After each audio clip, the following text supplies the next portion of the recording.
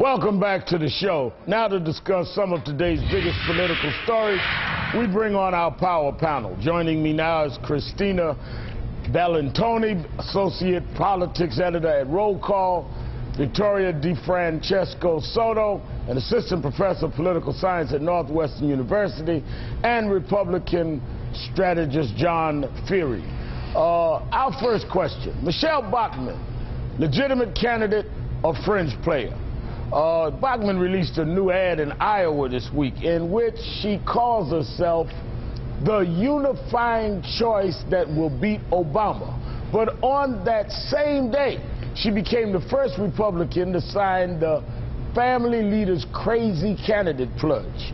It's anti-gay, anti-choice, and it suggests African-American children born into slavery were better off than those born today. John, is she trying to have it both ways? Well, Reverend Sharpton, she is someone who's always been a candidate that would unify the right wing of the party. She is a social conservative. She's never run away from that. And she wants to win Iowa to give her a springboard to the rest of the primary states. So really it's no surprise that she would sign a document that puts her and unifies her with the right wing of the social conservative movement in Iowa. I mean, that's not a surprise at all. So you're saying on national television that the right wing of the Republican Party believes that blacks were better in slavery, their children born, than they are today, and that what she said about them being born with two parents and raised by a mother and father in slavery, let me put the quote up because I want you to be very clear on what you're saying that they believe in. Slavery had a disastrous impact on African-American families, yet sadly a child born into slavery in 1860 was more likely to be raised by his mother and father in a two-parent household than was an African-American baby born after the election of the USA's first African-American president. Now, you are aware in slavery, many parents were sold to different states and never saw their kids again. It was against the law for kids to be named after their father. You going to stand by that statement? No, I would not stand by that statement. I didn't sign the pledge, Reverend Sharpton. I didn't. I think that kind of statement right now is needlessly divisive. Well, what does it say about Bachmann that she signed the statement, John? What does it say about Bachmann that she signed the statement to you, Victoria? You know, and the statement also, if you read it, it also denounces Sharia Islam, and it includes stuff about the economy. So it's this kind of catch-all pledge about, you know, making the stand of conservatism. And I don't know what to think of these pledges. We saw the abortion pledge, and now we see this pledge.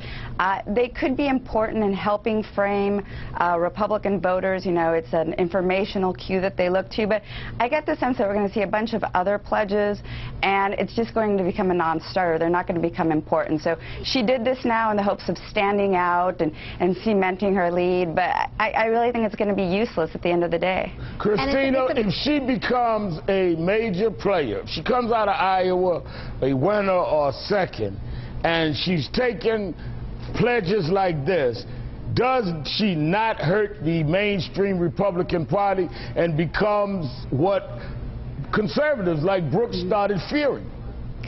This is just another quiver in the arrow that Democrats would use against her, would she ever to become the general election nominee. I mean, this is a woman who truly believes in many, many social conservative ideals, and she's signing a pledge. That doesn't really matter. She is incredibly socially conservative. The actual language of this pledge, I'm sure she's signed many things that Democrats would say are out of the mainstream for the general electorate. So you're going to see this come up were she ever to be a general election candidate. Well, now, it's not only not in the mainstream, it's not factually correct. But let me ask this next.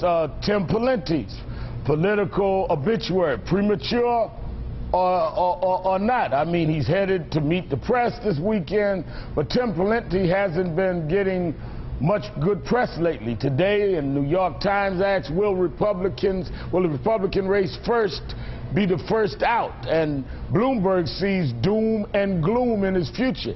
And he's not doing too hot on fundraising either. Christina, does he still have a shot? Look at his fundraising. Of course he has a shot, and I think if any candidate whose political obituary had been written in a lot of the major papers, you know, didn't jump out of the race, this is going to be a surprise, right? Because you've seen so many candidates written off and then come back. You know, there are a lot of different factions at play here, a lot of different elements, and yes, he's had a lot of trouble fundraising, and I think that Bachmann has taken away a lot of his support and potentially his opportunities in Iowa, but he's not going away. He may have a shot, John, but this has got to be very disappointing, doesn't it? Well, he's been running for a long time. He's had a hard time coming up with a coherent message that actually catches fire with the primary voters.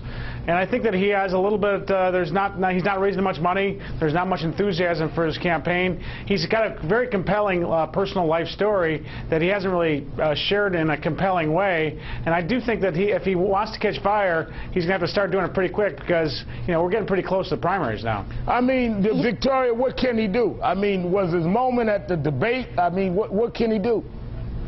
You know, he lacks charisma, and I'm not saying that if you're a boring candidate that you're not a strong candidate, but right now in the mood of the Republican Party is this search for charisma. And right here in Texas where I am, we've got a candidate who has a lot of charisma. He hasn't announced yet, but the buzz is that Perry is going to jump in, and once Perry jumps in, you are going to see folks like Tim Pawlenty just fall to the wayside. You know, he has that ability to raise money, and in addition to that, he has the charisma. So T-Paw was the first to announce, but I think that he's going to be the first to pull out too. I mean, I think, you know, I ran in 2004. I think his moment was the debate. You got to take your shot, and I don't know if he was listening to advisors that told him to try to act too above the fray and that he missed his opening. I don't know what it is, but he had a clear shot to define himself that night. He didn't. Finally, let me ask this, though. I'm going to run out of time. I want to know why the 2012 Republicans are saying, show me the money. The Center for Responsive Politics say candidates raised a combined $35 million through June 30th. But look at this. 4 years ago, Republican hopefuls already had more than $118 million. Victoria, doesn't that just show how unexcited even the GOP donors are with this current field? Well, I think that there is a possibility of, in the 2012 Republicans, just raising the white flag and saying, you know what, we're going to sit this one out. We're going to not waste our money. We're going to wait till the 2016. Let's focus on our farm team. Let's focus on the congressional elections, because right now the field is so fractured and it has moved so much to the extreme because of the Tea Party movement. So any candidate that comes out of the primary is not going to be competitive in the general. And then Obama has oodles of cash and he's a great campaigner. You agree with that, Christina? I don't necessarily agree with that, because I think, look at, for example, a pro-Romney PAC, super PAC, raised $12 million in the first 6 months of the year. Crossroads GPS, Karl Rove's, you know, outside group that is allowed to raise unlimited sums of money, has already spent millions and millions of dollars targeting Barack Obama in key states for the general election. There's going to be a lot of money spent, a lot of Republican money thrown around. Whether these candidates can raise it, that says a little bit of something about the field, but there is going to be plenty spent in 2012. John, so you think that we're looking at it the wrong way? We're looking at the candidates' money, and the real money is going to be in other ways that now the Supreme Court's decision recently has opened up for there to be other ways to raise a lot of money that can impact the elections? I think there's a couple things going on. First of all, I think that because the Obama economy has made a lot of GOP donors a little light in the wallet. And I also think that they're waiting to pick the candidate who's going to win. I don't think there's any real passion for any of these candidates, and so they want to pick a winner, so they're holding on to their money until it becomes clear who the winner is going to be. And I think that that's really had an impact on giving. The Obama economy made the GOP donors light in the wallet. They're the only ones. They made all the big recovery. Is everybody else? I think you got your constituencies mixed up. Everybody's hurting. No, the rich guys are doing very well. I don't understand. You're arguing about keeping your corporate jet so you don't have taxes there. You're arguing about you don't want to pay taxes on estate tax. You don't want to bring back the taxes. I mean, why don't you guys quit laying around on corporate welfare and stand up and lift yourself by your bootstraps like every other American? You know, I think they're holding on to their money because they're afraid Obama's going to take it. That's the real big problem they've got. No, they're afraid they're going to have to share with the rest of the American people people like the rest of the American people is being forced to share. Christina, Victoria, John, thank you for a great panel. Have a good weekend. Thanks. Bye-bye.